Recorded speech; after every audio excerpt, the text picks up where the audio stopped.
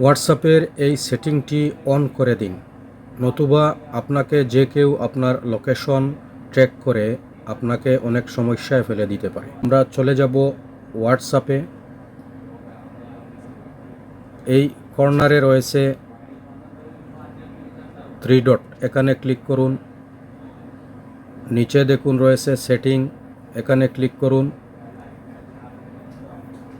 তারপর এখানে রয়েছে প্রাইভেসি, এখানে ক্লিক করুন। একটু নিচের দিকে যান, এখানে দেখুন রয়েছে অ্যাডভান্স, এখানে ক্লিক করুন। তারপর এই যে রয়েছে প্রোটেক্ট আইপি অ্যাড্রেস ইন কলস, এই অপশনটিকে অন করে দিন।